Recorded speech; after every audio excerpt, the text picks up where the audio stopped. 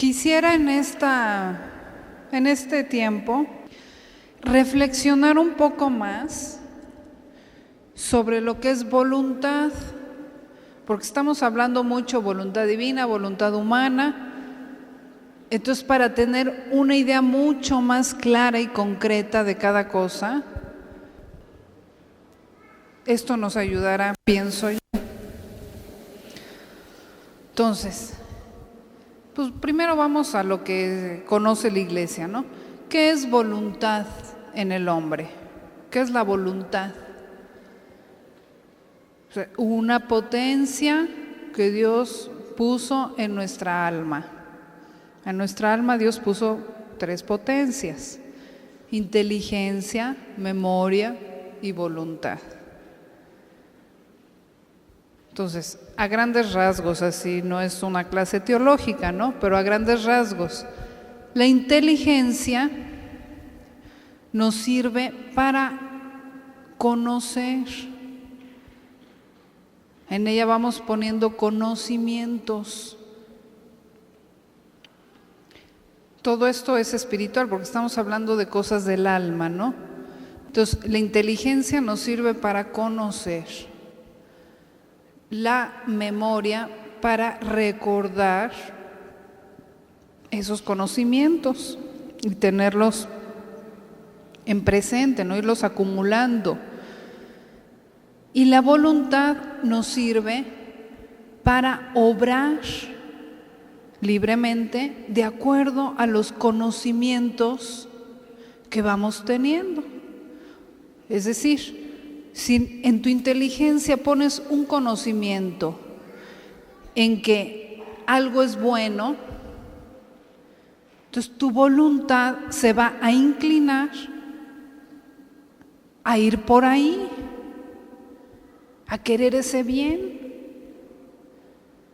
Si en tu inteligencia pones un conocimiento de que algo es malo, entonces tu voluntad se va a alejar de ahí. O sea, la voluntad, para poder obrar y decidir para dónde quiere ir y para dónde obrar, requiere primero de la inteligencia, de los conocimientos que va adquiriendo la inteligencia.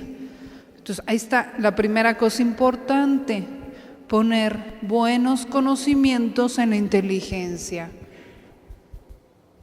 desde la educación de los niños, ¿no? Pero si se les pone o nos ponemos conocimientos malos y distorsionados, por ejemplo, creer, por decir un ejemplo, ¿no?, que el dinero es algo bueno, un bien para mí. Entonces, la voluntad se va a inclinar a buscar dinero, a trabajar o a estudiar para adquirirlo, y va a ser su máxima aspiración en esta vida. Entonces ya hay un bien para la voluntad, un bien distorsionado, porque eso no es un bien en realidad. Entonces, ¿qué va a considerar como mal? Pues la pobreza. Entonces va a evitar a toda costa la pobreza.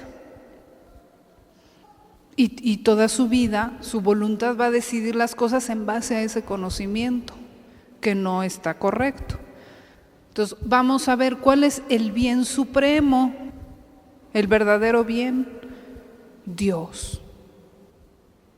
Entonces, poner conocimientos de Dios en nuestra inteligencia y verlos como lo máximo a lo que podemos aspirar, el máximo bien, eso nos hará inclinarnos a obrar de acuerdo a eso que la inteligencia considera un bien. Y el máximo mal, ¿cuál será? Perder a Dios, perder ese bien. Entonces, evitará el pecado y evitará todo eso que nos haga perder a Dios. Entonces, para no alargarme demasiado, la voluntad, pues, es lo que nos hace decidir y obrar. Continuamente estamos usando esas potencias, o sea, no es una cosa teórica solamente. Por ejemplo, ¿por qué están aquí ustedes? Pues me imagino que dijeron, eso es algo bueno, Entonces su voluntad dijo, quiero ir y voy a hacer todo lo posible por ir. Y aquí estamos. Entonces usaron su voluntad para hacer algo bueno. Vean, o sea, el hecho de estar aquí ya usaron su voluntad. El hecho, aunque estén sentadas y digan, es que no estoy haciendo nada. Sí, estás queriendo estar aquí, queriendo escuchar, queriendo aprender. Eso es tu voluntad en acto, o sea, tu querer. Continuamente, pues, estamos usando eso. Hay quienes, o a veces, usamos la voluntad para querer el mal. Es cuando pecamos. Ya sabemos que algo es malo, pero yo lo quiero hacer. Ahí viene el pecado. Entonces estamos usando nuestra voluntad mal, porque Dios no nos dio la voluntad libre para escoger el mal. O sea, somos libres y lo podemos escoger, pero qué tristeza que uses tu voluntad para escoger algo malo para tu alma y que no le da gloria a Dios. Qué tristeza, estás usando mal tu voluntad. Entonces, ¿cuál es la mejor manera de usar nuestra voluntad? Pues para el bien, y para el mientras mayor bien posible, pues mejor estás usando tu voluntad. Entonces, no solo nuestra voluntad la usamos para decidir si hacer el bien o el mal, sino también la usamos para, o sirve, para conservar nuestros actos. Bueno, quiero leer este capítulo de Luisa en que Jesús explica esto. Mira, bueno, esto es del volumen 16 de Luisa. Mira, también en la criatura, lo estoy cogiendo a la mitad, pero es que nada más quiero ir al punto ¿no? Mira, también en la criatura la supremacía la tiene su voluntad. Si tiene voluntad, tiene vida. Y si no hay voluntad, parece como un árbol que mientras tiene tronco, ramas, hojas, está sin fruto. Por ejemplo, una persona que vemos que está, ¿cómo se dice?, en estado de coma o algo así, parece que no tiene voluntad, o sea, la tiene pues, pero no en acto, no la puede usar. Quiero esto, voy acá, voy allá. No puede, porque el cuerpo no le responde, ¿no? Aunque la tiene, porque mientras esté ahí su alma, pues ahí está su voluntad. Entonces, parece, si no hay voluntad, parece como un árbol que mientras tiene tronco, ramas, hojas, está sin fruto. Entonces, la voluntad en la criatura no es pensamiento, pero da vida al acto de la mente. Si quieres, piensas. Si no quieres, no piensas. Si quieres, piensas en esta cosa buena, o si no quieres, piensas en algo malo. O sea, ¿quién dirige tu pensamiento? Tu voluntad. El pensamiento no se dirige solo. La voluntad dirige nuestros pensamientos. Por eso es que somos responsables de nuestros pensamientos. Y por eso, si hacemos un pensamiento malo, pues queda manchada nuestra voluntad, ¿no? Y tenemos que irnos a confesar. Porque lo quisiste hacer, nadie te forzó, tú quisiste pensar en eso. Entonces tú eres responsable de tu acto, de tu pensamiento malo. Entonces la voluntad de la criatura no es pensamiento, pero da vida al acto de la mente. No es ojo, pero da vida a la mirada. Porque si tiene voluntad, el ojo quiere ver, quiere conocer las cosas. De otro modo, es como si el ojo no tuviera vida, aunque tenga ojo, aunque esté ahí el ojo, pero pues al no haber voluntad que lo dirija, pues parece como que no hubiera ojo. La voluntad no es palabra, pero da vida a cada palabra. No es mano, pero da vida a la acción. No es paso, pero da vida al paso. No es amor, deseo, afecto, pero da vida a todo esto. Entonces veamos la importancia de nuestra voluntad, que la usamos a cada acto que hacemos, aunque no nos demos cuenta, o sea, es una cosa natural. Entonces, aquí lo importante está en aprender a usar bien nuestra voluntad, en querer puras cosas buenas y en evitar todas las malas. Bueno, y esto no es todo. Mientras la voluntad es vida de todos los actos humanos, al cumplirlos la criatura queda despojada de sus mismos actos, como el árbol cargado de frutas queda despojado por las manos de quien las toma. Sí, por ejemplo, las miradas que diste ayer, ¿dónde están? No se ven. Lo que trabajaste ayer ya no está, ya pasó, ¿no?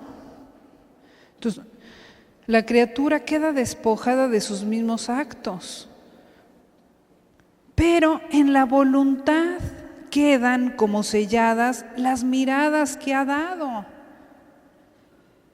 sea, la mirada ya pasó, pero no la voluntad con la que la hiciste. Si diste una mala mirada, ya quedó en tu voluntad eso.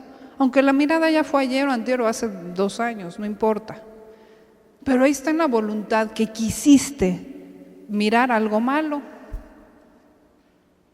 Por eso es que los pecados quedan, no es que se esfumen, aunque el acto se esfuma, pero no la voluntad con la que le hiciste. Entonces aquí lo traes en tu alma, pues en tu voluntad. Igual lo bueno. ¿Quién te va a quitar de todo lo bueno que has hecho? Las comuniones buenas que has tenido. Tú quisiste ir a comulgar, quisiste hacerlo por amor a Dios, etcétera. Pues aunque ya no las veas ni te acuerdes de las comuniones, pero nadie te va a quitar esa buena voluntad que tuviste en ese acto. Lo traes ahí, en tu voluntad. Entonces nuestra voluntad se va acumulando toda nuestra vida, cada uno de nuestros actos. Entonces ahí está la importancia de obrar bien, porque los actos no se esfuman, ahí quedan. Y al final de nuestra vida, ahí se entiende muy claramente cómo es el juicio. No le vamos a poder decir a Jesús, ay, no, es que de eso no me acuerdo. No, si no está en la memoria. Tus actos están en tu voluntad, míralos. Tú quisiste hacer esto, ahí está. No vamos a poder poner excusas, ahí está tal como los quisimos hacer, con las intenciones con las que les quisimos hacer. ¿Qué tal si era un acto bueno, pero tú tuviste la intención chueca de hacerlo por darte una vanagloria, por quedar bien con los demás, por X cosa, pero no por amor a Dios? Pues te va a decir Jesús, sí, tu acto era bueno, pero tu intención y tu voluntad no, y quedó en tu voluntad. Así que aunque sea un acto bueno, lo tienes que ir a purificar, porque tu voluntad no era la misma mía. Entonces vean cómo es el juicio, cómo va a ser nuestro juicio. Entonces, con toda nuestra vida vamos formando ese cúmulo de actos, aquí ese archivero, que el día de nuestra muerte, cuando nuestra alma se separe del cuerpo, nosotros mismos vamos a ver y no vamos a poder decir que no, vamos a verlo perfectamente, que así fue. Y ahí van a estar sellados todos nuestros actos. Entonces, en la voluntad quedan como selladas las miradas que ha dado, los pensamientos que ha formado, las palabras que ha dicho, las acciones que ha hecho. Así que la mano ha obrado, pero su acción no queda en sus manos. Pasa más allá y quién sabe a dónde vaya, pero en la voluntad queda. todo queda escrito, formado y sellado en la voluntad humana. Entonces, ahí está la responsabilidad de nuestros actos, ¿no? Y de saber usar bien nuestra voluntad. Ahora, esto nos puede ayudar a hacer un examen de conciencia, ¿verdad? Cada quien puede pensar pues en los actos no buenos que haya hecho, en las intenciones no buenas que haya tenido. Y podemos decir, bueno, ¿y ahora cómo le voy a hacer para quitar todo eso? Yo ya lo quiero quitar, quiero tener buena voluntad y hacer puras cosas buenas.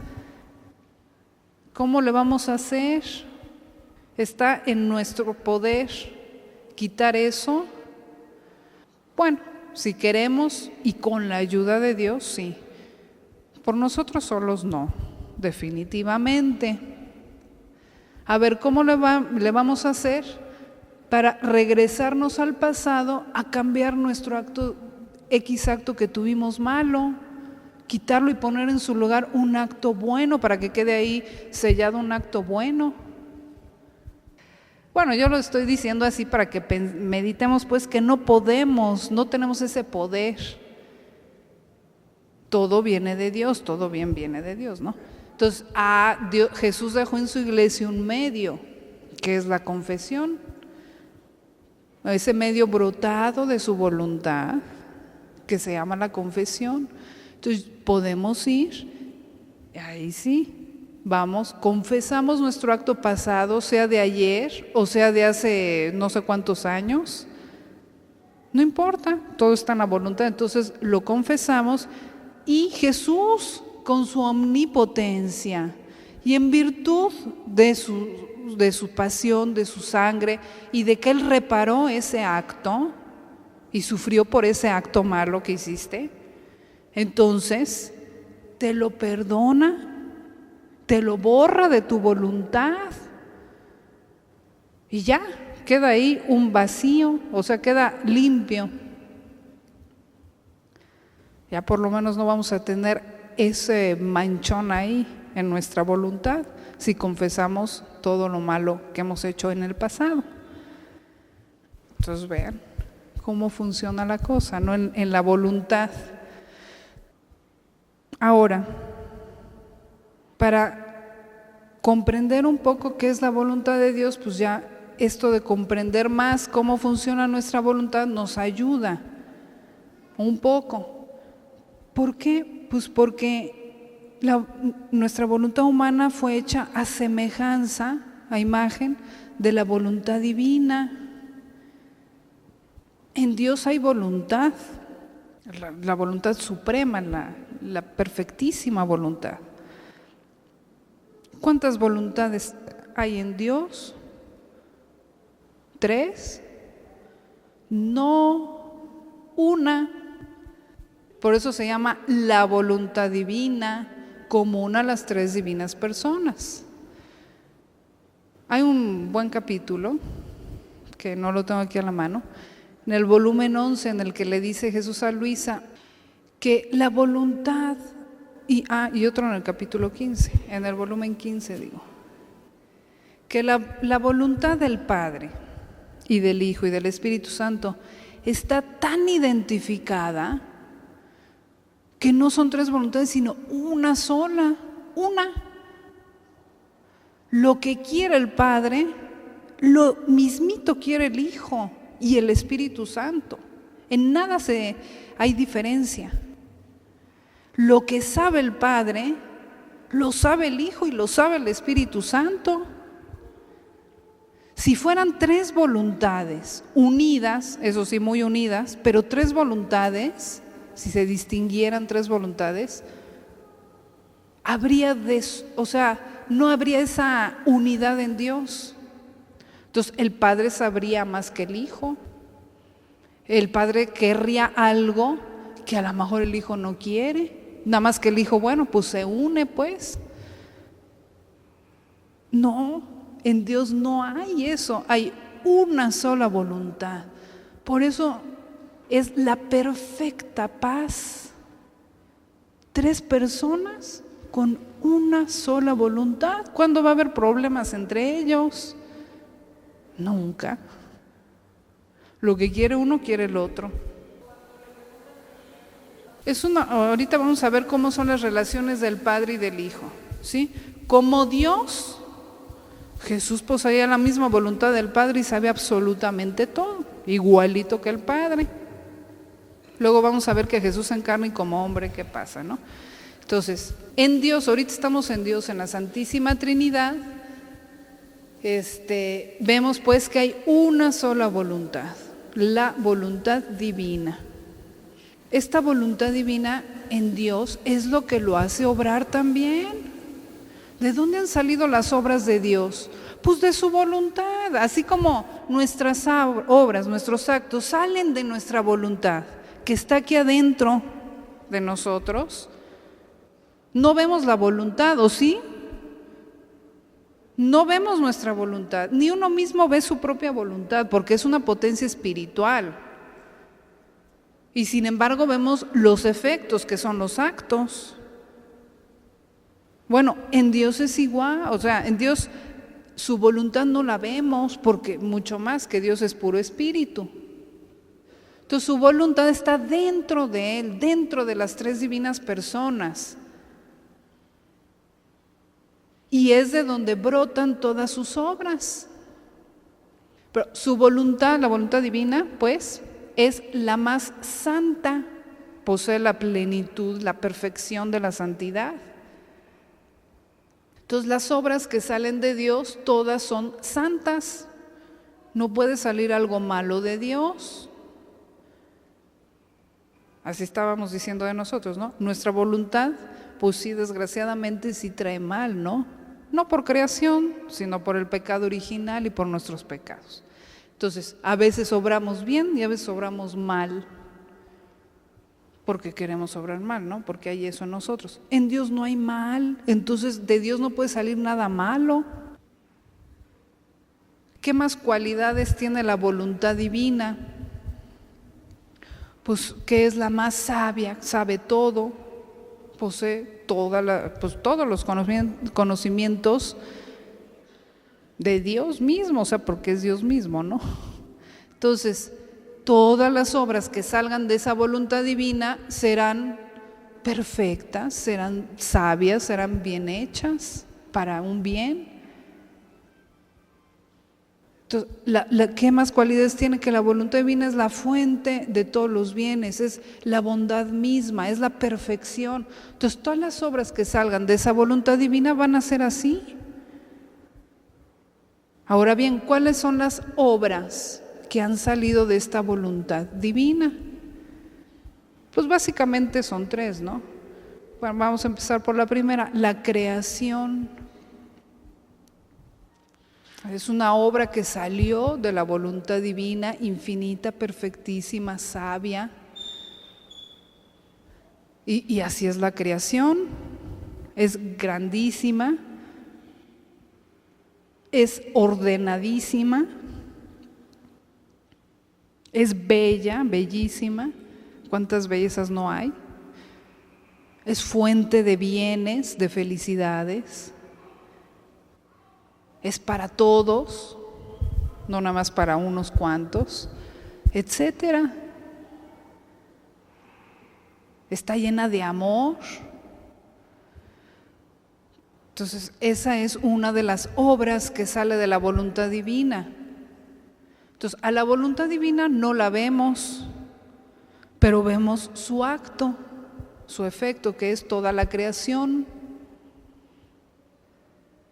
Entonces, hablar de voluntad divina, vean cómo es hablar de Dios mismo y de las obras que ha hecho Dios, es hablar de todo. Otro acto que ha salido de la voluntad divina, la redención.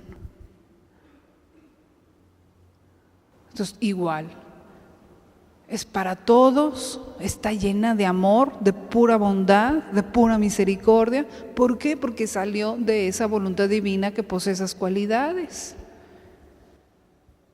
Entonces, cuando hablamos de voluntad divina es hablar también de toda la redención, incluyendo a la Santísima Virgen, Madre del Redentor y Corredentora. Entonces, en Luisa vamos a encontrar todo este tipo de conocimientos que Jesús le da sobre las obras que ha hecho su voluntad divina. ¿Cuántos capítulos sobre la creación, sobre el amor que nos tuvo en la creación, en las cosas creadas, etcétera, en el plan de Dios creador, en el estado original del hombre, la santidad primera, etcétera? En la redención, bueno, ya para qué digo, ¿no? ¿Cuántos capítulos sobre cada acto de Jesús? No solo sobre la pasión, hay capítulos sobre la encarnación, sobre el nacimiento, sobre los 9 meses que estuvo Jesús dentro del seno de la Santísima Virgen, sobre muchos de sus actos. ¿Por qué? Porque todo eso sale de la voluntad divina y queda en la voluntad divina y pertenece a la voluntad divina. Entonces, así resumiendo un poquito, hablar de voluntad divina, ya entendemos, es hablar de lo que hay dentro de Dios común a las 3 divinas personas y abarcar todo lo que ha hecho Dios y lo que es Dios. Hasta ahora se ha conocido más las disposiciones de esa voluntad de Dios o los efectos de esa voluntad de Dios hacia afuera.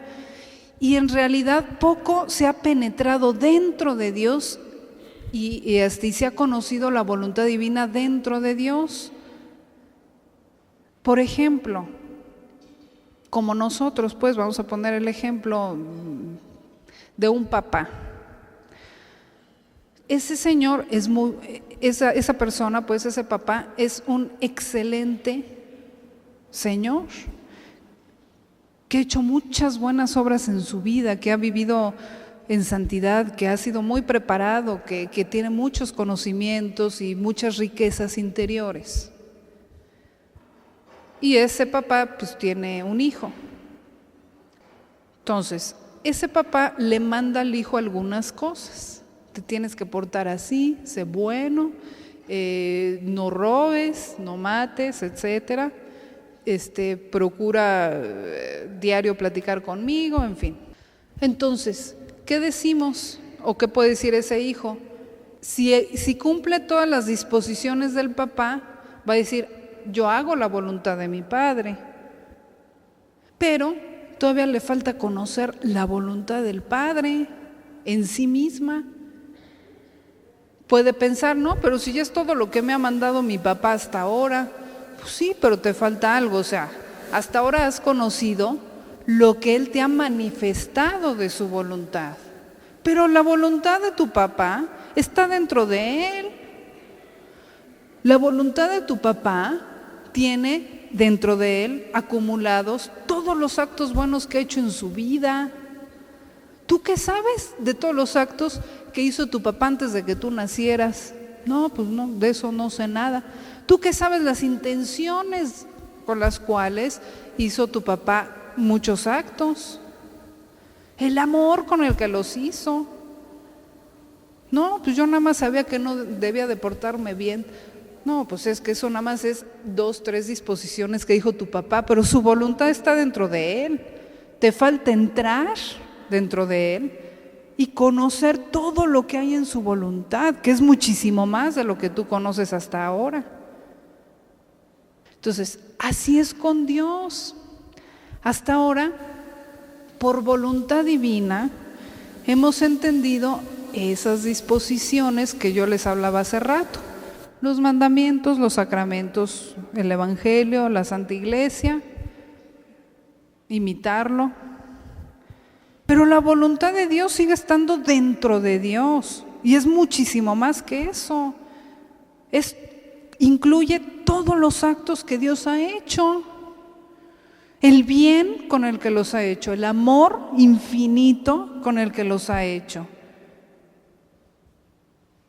el valor y la riqueza que ha puesto en cada acto suyo, que es infinito también, porque en Dios todo es infinito, la belleza de cada acto de Dios, en fin, todo lo que forma la vida divina. Todo esto es lo que forma la vida divina, la vida de la Santísima Trinidad. Porque a ver, ¿qué es lo que forma nuestra vida humana? Los actos que vamos haciendo, que salen de nuestra voluntad y que quedan en ella. O sea, en nuestra voluntad se puede decir que está resumida nuestra vida, ¿no? Ahí está, sellada, veíamos. Porque la vida está formada de actos, un acto, un respiro, otro respiro, un paso, etcétera. Pues también la vida divina, o sea, en Dios todo lo que ha hecho su voluntad, eso es lo que forma su vida. Entonces hablar de voluntad divina y de entrar a conocer la divina voluntad dentro, o sea, en Dios mismo, es hablar de lo más sagrado y más santo que pueda haber. Y no estamos hablando solo de las disposiciones ya conocidas por la Iglesia, que no las estoy quitando para que no vaya a haber problema, sino que ya las doy por sabidas y porque las queremos practicar, sino que ahora vamos a hablar de lo que hay dentro de esa voluntad divina en sí misma. Jesús con Luisa hizo eso. La fue llevando por el camino de las disposiciones, de todo eso que ya vimos. Pero llega un momento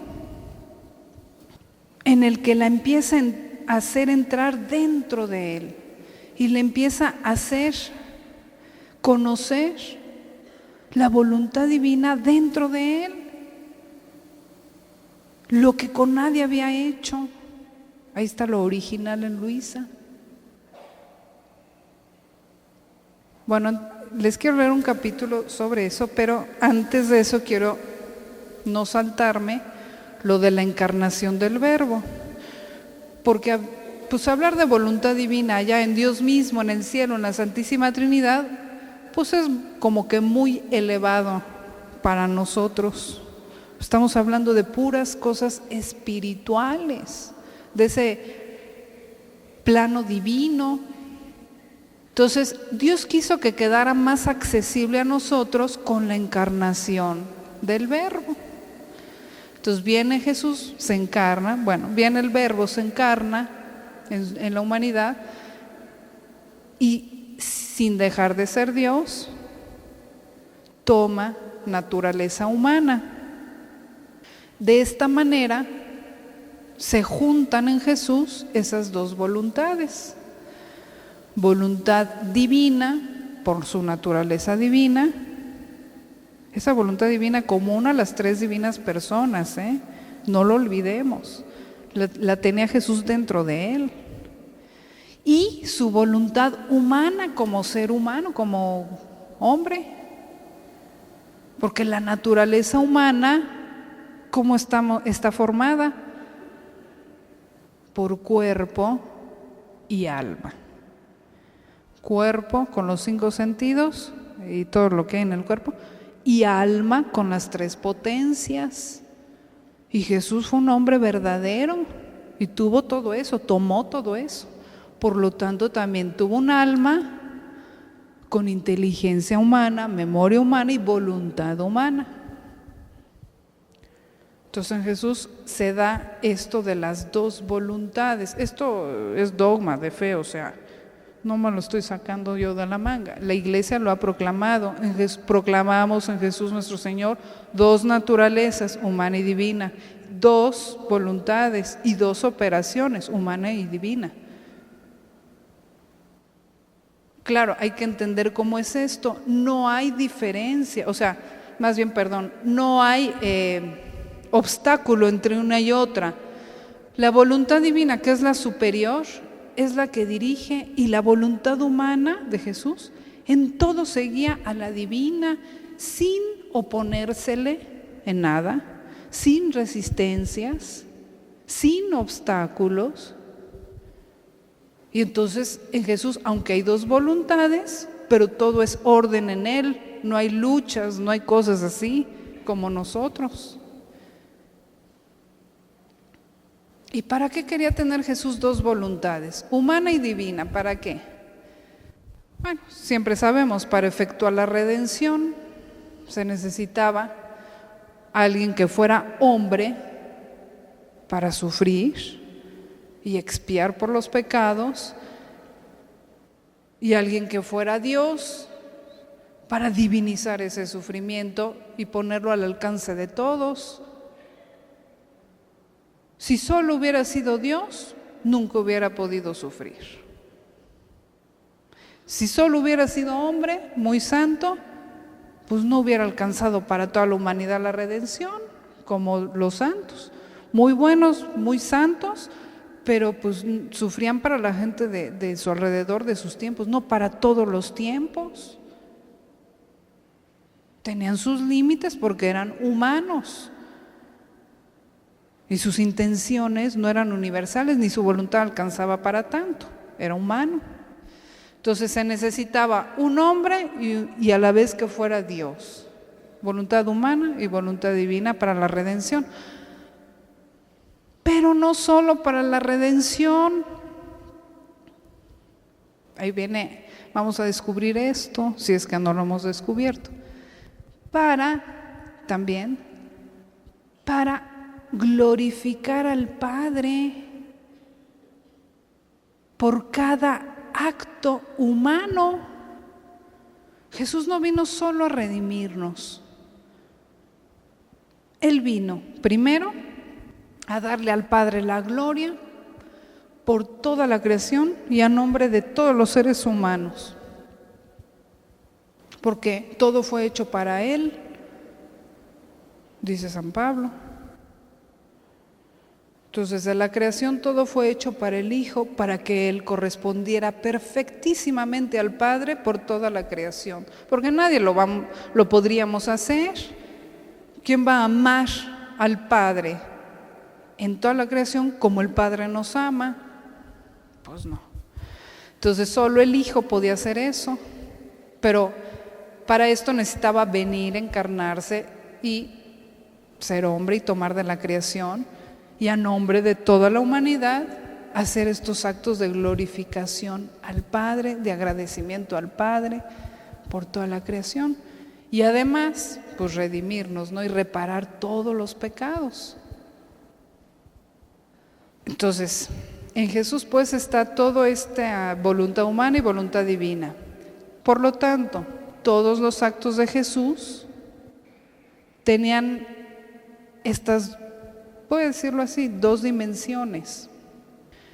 La dimensión humana y la dimensión divina. No crean que a veces obraba como hombre y a veces como Dios.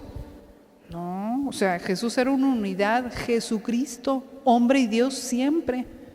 Entonces, cada acto suyo tiene esas dos dimensiones, cada acto, la humana y la divina. Entonces, cuando lo vemos naciendo, podemos reconocer ahí el acto humano de nacer, un bebecito que da el primer respiro, que empieza a sufrir frío, a llorar, etcétera, ya sabemos, como un ser humano. Pero también está la parte divina de ese acto, todo el amor divino con el que hizo ese acto y en el que estaba amando al Padre por todos los que nacemos y en el acto de nacer. Entonces, en Jesús, en todos sus actos tienen esa doble dimensión humana y divina. Hasta ahora se ha conocido mucho más la dimensión humana, porque es la que nos quedaba cerca, es la que se veía. El Evangelio es lo que nos cuenta, ¿no? Jesús nació aquí, vivió acá, trabajó de carpintero, predicó tal cosa, hizo tal milagro, etcétera. Entonces, sufrió tales cosas. Entonces, era lo que se veía por fuera en su humanidad. Pero nadie veía su interior, ni la voluntad con la que estaba obrando, porque eso es espiritual. No lo vemos ni entre nosotros. Entonces, la gente de la época de Jesús no veía el interior de Jesús, no veía su voluntad divina. Su voluntad humana perfectamente fundida a la divina, esa dimensión no la veía. Y además no la quiso hacer ver porque no era el tiempo tampoco. O sea, primero tenía que ir, ahora sí que como el ABC, no en la escuela, kinder, primaria, secundaria, o sea, los conocimientos van graduales, como decíamos hace rato, ¿no? Del desarrollo de la iglesia. Entonces, nos quiso dejar los conocimientos más accesibles, que son los de su humanidad. Y ahí está el Evangelio, y ahí está la tradición de la iglesia, y cómo agota su divinidad. De repente la transfiguración ante 3 personas, ¿no? Entonces ya ahí percibían un poquito que era más que un simple hombre, pero no veían a la voluntad divina obrante, sino un poquito un efecto, ¿no? Que se transfiguró y se llenó de luz. Un milagro, los milagros, ahí sentían una potencia más que humana en Jesús. Entonces así como que a gotitas dejaba salir ahí su voluntad divina, ¿no? Pero en realidad lo que se ve es su humanidad perfectísima, ¿no? Y que es nuestro modelo y que hay que aprender de él. Pero con Luisa, entonces les digo, o sea, todos los santos han vivido más bien de la humanidad de Jesús. Y con Luisa, como les digo, ya le empieza a hacer entrar en su voluntad divina dentro de su humanidad. Esto es más accesible que entrar allá en la divinidad de las 3 divinas personas. Entonces, Luisa empezó por ahí, a identificarse con Jesús, con la humanidad de Jesús, y luego a entrar dentro de la humanidad de Jesús y ver a su divinidad obrante en la humanidad de Jesús y aprender a obrar como obraba Jesús. Esto es volumen 11, 12.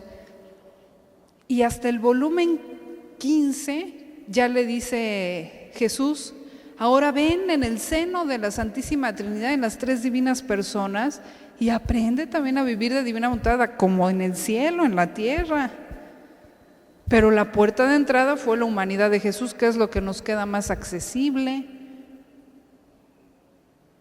Querer hablar de divinidad o de voluntad divina sin pasar por la humanidad de Jesús es inaccesible, porque es el camino. Yo soy el camino, la verdad.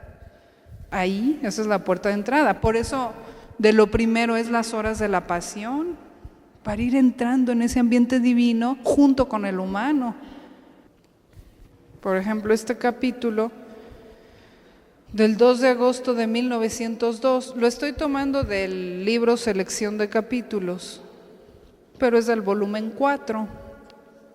El título, para que veamos: Jesús hace entrar a Luisa en su humanidad y ella ve a la divinidad obrante. Ahí está, eso es lo que, ahí empieza ya la novedad, o sea, la parte nueva que hasta ahora no era conocida en la iglesia. Esta mañana, mi adorable Jesús, después de haberme hecho esperar mucho, de improviso vino irradiando rayos de luz.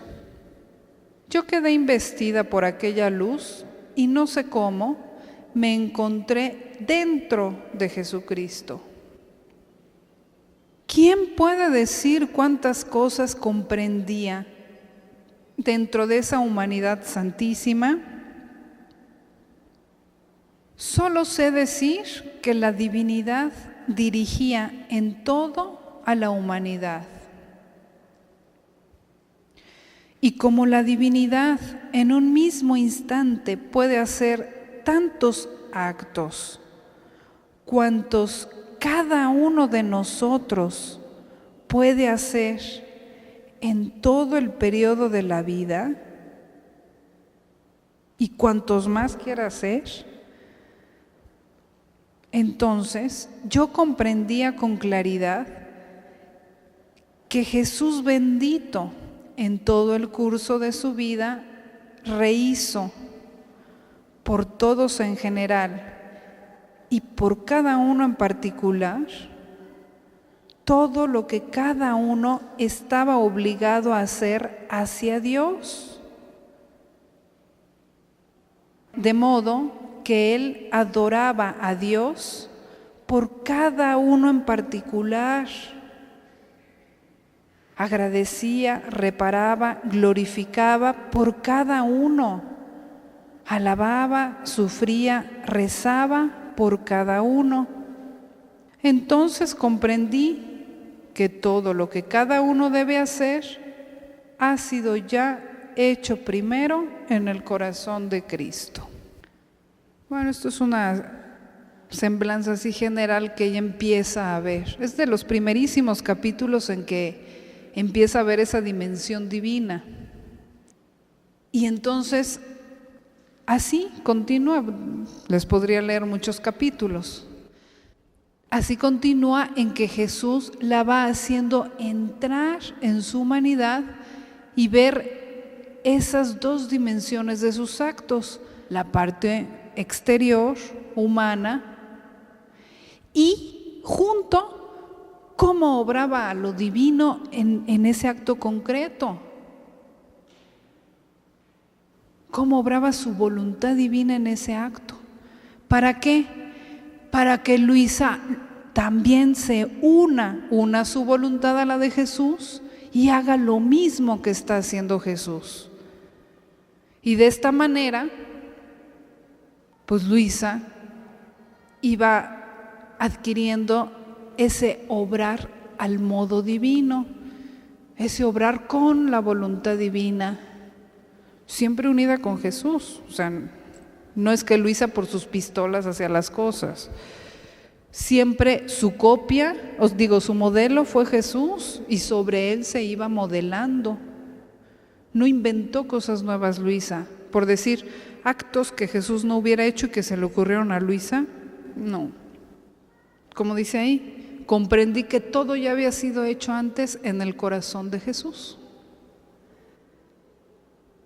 Entonces, simplemente le iba diciendo cómo obraba su voluntad divina en el nacimiento, cómo obraba su voluntad divina en la encarnación, cómo obraba su voluntad divina así en cada acto suyo, cuando trabajaba, cuando lloraba, cuando sufría, cuando oraba, para que Luisa fuera copiando ya no solo lo de afuera, sino también lo de adentro, o sea, obrando con la voluntad divina en los actos humanos normales y ordinarios que Jesús también hizo, para poderle dar al Padre la misma gloria que le da el Hijo. O sea, actos más grandes no nos puede enseñar Dios. Me imagino que los que estamos aquí, quiero creer, que es porque de alguna manera pues amamos a nuestro Señor y queremos complacerlo y glorificarlo. Bueno, pues aquí en Luisa, aquí por medio de Luisa, vamos a encontrar estas enseñanzas de nuestro Señor para poder amar dignamente a Dios como Él quiere ser amado, para poder glorificarlo como Él quiere ser glorificado, como lo hizo el único que le ha dado gloria perfecta, que es su Hijo. Nos va a enseñar a modelar cada uno de nuestros actos en su divina voluntad, como los hizo el Hijo, y a darles el mismo valor. ¿Ustedes creen que, podemos decir, a Dios le agradan nuestros actos humanos buenos? Sí le agradan, es sabido que a Dios le agrada que obremos el bien, que se lo ofrezcamos con nuestro amor, aunque sea pequeñito. Sí, le agrada, pero no le satisface, porque Él es un ser infinito. ¿Qué es lo único que le puede satisfacer? Pues el amor infinito, una gloria infinita y perfectísima. Como nosotros somos humanos, ¿no? ¿Qué es lo que más nos llama la atención? Pues tener compañía humana, un amor humano, etcétera. Pues tener una florecita, pues sí, nos agrada, qué bonita, pero no nos va a satisfacer. Igual un animalito, ¿cómo nos va a satisfacer? Somos superiores a eso. Bueno, pues en Dios es lo mismo. Sí le agradan nuestras buenas obras, pero no le van a satisfacer. A Él solo le satisface lo de su mismo nivel, ¿no? Lo de su misma naturaleza divina. Por eso el único que le podía complacer perfectamente era el Hijo encarnado. Y por eso dijo Dios: he aquí mi Hijo en el que tengo todas mis complacencias. El único en el que tiene todas sus complacencias. ¿Por qué? Porque tenía la misma voluntad divina de Él y le daba el mismo amor divino de Él. Entonces, Él nos creó para esto. No crean que nos creó para darle nuestro amor humano, por muy buena intención que tengamos. No, Él nos creó para unirnos a su Hijo, hacernos uno, unir nuestra voluntad a la de Él y darle cosas infinitas, dignas de Él. Esto es vivir en la divina voluntad. Entonces, mientras más nos unamos y hagamos una nuestra voluntad con la de Dios, más gloria le podremos dar a Dios, más lo podremos amar dignamente. Entonces, si estamos aquí, si estamos buscando nuestra vida amar a Dios, oigan, pues bendito sea Dios que nos hace conocer esto. Es la mejor manera que vamos a tener para poder amar dignamente a Dios y complacerlo perfectísimamente junto con su Hijo, en su Hijo. Pues eso es más o menos a grandes rasgos lo que es así también, no sé, bueno, voluntad humana, voluntad divina.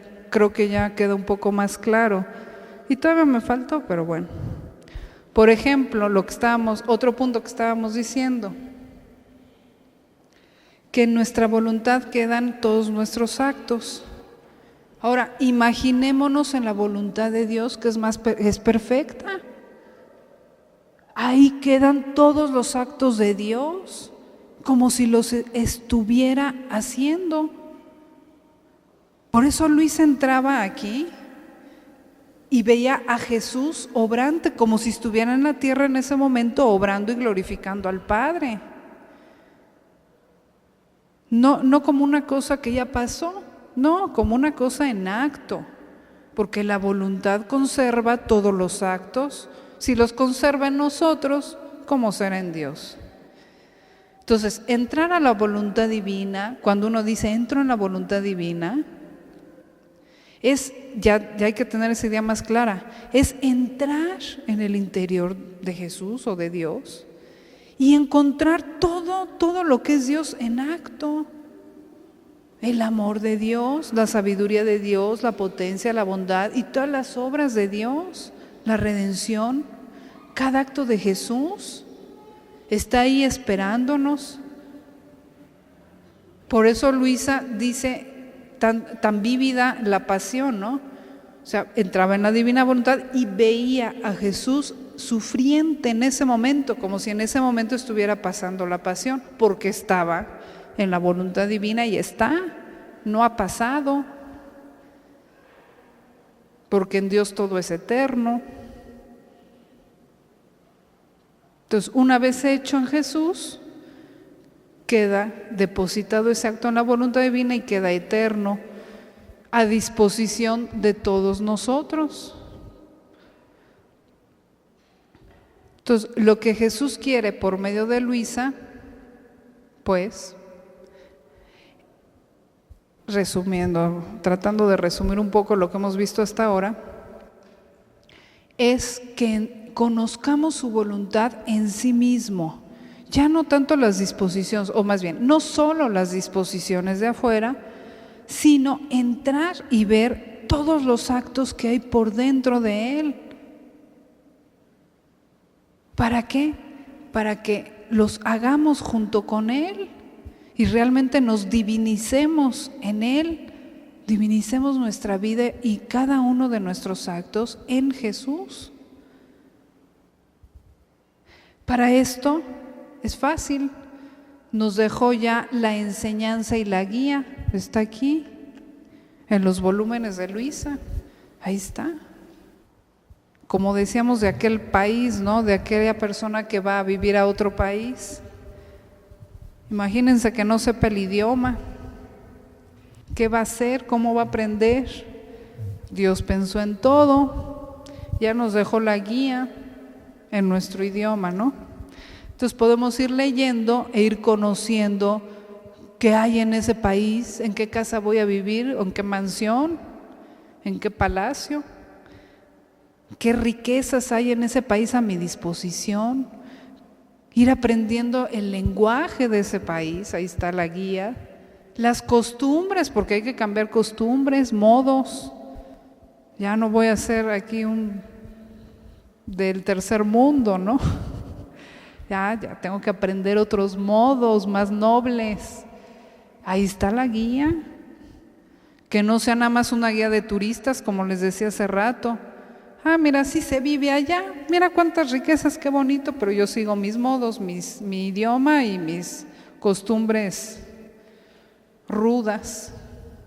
No, pues que nos sirva para culturizarnos y para hacernos subir de nivel en nuestra vida espiritual. Ir aprendiendo, y eso requiere más tiempo que la simple lectura. Entonces, por medio de Luisa, eso es lo que nos viene a invitar al culmen de la santidad, porque ya es la santidad divina misma de Jesús, querida repetir en nuestros propios actos. Como les digo hace rato, no se trata tanto de cambiar actos exteriores. Al contrario, si vieran que nos simplifica bastante, esto no nos viene a complicar, sino a simplificar. Y en los actos del diario que hacemos, darles ese valor divino.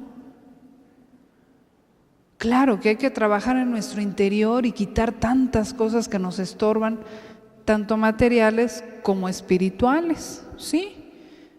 Pero como decíamos también, pues vale la pena el sacrificio, vamos a obtener la mayor riqueza, que nuestros actos se divinicen y tengan valor divino, el mismo valor de un acto de Jesús. ¿Qué no valdrá la pena sacrificarnos por eso?